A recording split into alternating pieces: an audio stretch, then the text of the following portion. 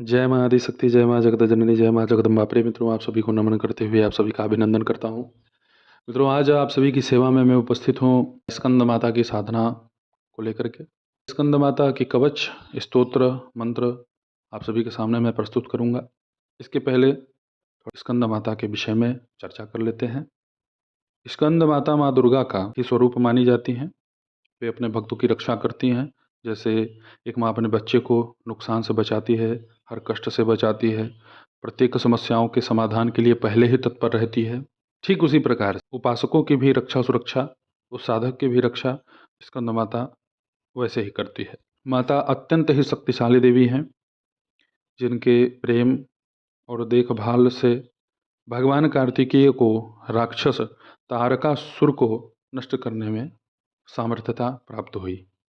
भगवान शिव और माँ पार्वती के पुत्र भगवान कार्तिकेय को स्कंद के नाम से भी जाना जाता था, इसलिए माँ पार्वती को स्कंद माता के नाम से जाना जाता है।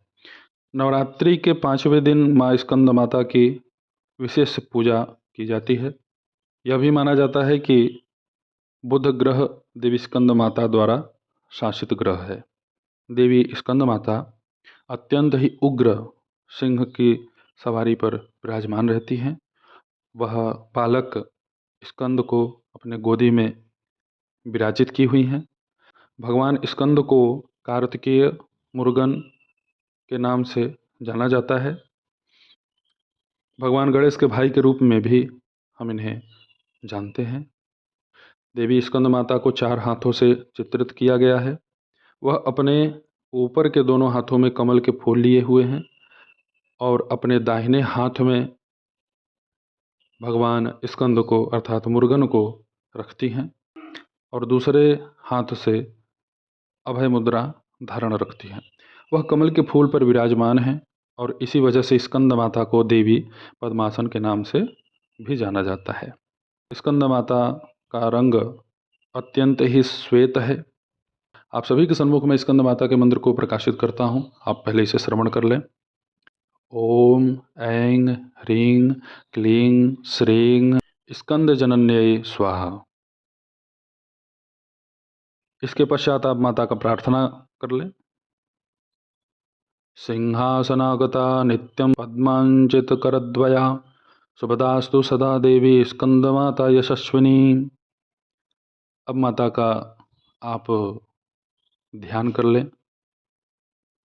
वंदे वांछितकामार्थे चंद्रार्धकृतशेखरां सिंहरूढ़ा चतुर्भुजा स्कंदमाता यशस्विनीं धवलवर्णा विशुद्धचक्रस्थितो पंचमदुर्गा त्रिनेत्रां अभयपद्मयुग्म करां दक्षिण उरुपुत्रधरां भजेम पटाम्बरपरिधानां मृदुहास्यानालङ्कारभूषितां मञ्जीरहारकेयूरकिङ्कणीरत्नकुण्डलं रत्नकुण्डलधारिणीं प्रफुल्लवदना पल्लवाधरां कान्तं कपोलां पीनपयोधरां कमनीयां लावण्यां चारु त्रिबलिनीतम्बिनीम्।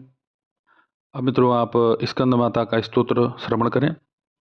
नमामि स्कंद माता स्कंदधारिणीं समग्रतत्त्वसागरं आरपारगहरां शिवाप्रभासमुज्ज्वलां स्फुच्छसागशेखरां ललाटरत्नभास्करां जगत्प्रदीप्तिभास्करां महेन्द्रकश्यपार्चितां सनत्कुमार संस्तुतां सुरासुरेन्द्रवन्दिता यथार्थनिर्मलाद्भुताम् अतर्कय रुचिरुबीजां विकार दोषवर्जितां मुमुक्षुभिर्विचिन्तितां विशेषतत्त्वमुचितां नानालङ्कारभूषितां मृगेन्द्रवाहनाग्रजां सुशुद्धतत्त्वतोषणां त्रिवेदमारभूषणां सुधार्मिकोपकारिणीं सुरेन्द्रवैरिघातिनीं शुभां पुष्पमालिनीं सुवर्णकल्पशाखिनीं तमोऽन्धकारयामिनीं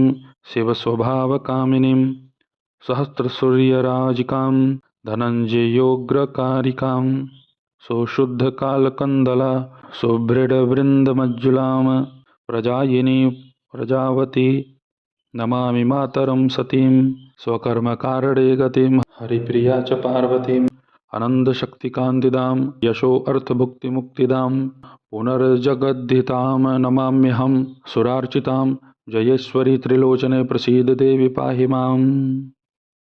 अब इसके पश्चात मित्रों आप स्कंद माता का कवच श्रवण कर लें। ऐं बीजालिकाम देवी पदयुग्मधरा परा हृदयं पातु सा देवी कार्तिकेययुता। श्रीं ह्रीं हूं ऐं देवी पर्वस्या पातु सर्वदा सर्वांगं मे सदा पातु स्कंदमाता पुत्रप्रदा। वाणवाणामृते हूं फट् बीज समन्विता उत्तरस्या तथाग्नि च वारुणे नैऋत्ये अवतु इंद्राणि भैरवी चैवाशितांगी च संहारिणी सर्वदा पातु मां देवी चान्यान्यासु ही दिक्षु वै। स्कंद माता का कवच संपन्न हुआ। माता के यहाँ मंत्र कवच स्तोत्र आप सभी के सन्मुख मैंने प्रस्तुत किया। मित्रों, माता का पूजन का जो विधान है, जैसे आपने विगत देवियों की पूजा की है, ठीक उसी भांति आपको यह भी पूजन करना है। आपको कुशासन पर विराजित होना है।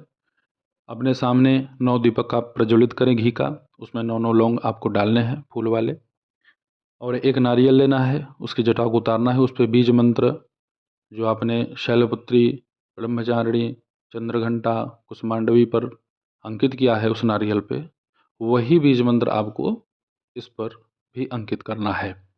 और इसे आप जो नारियल माता को अब तक अर्पित किए हैं उसी के बगल में इस नारियल को भी रख दें।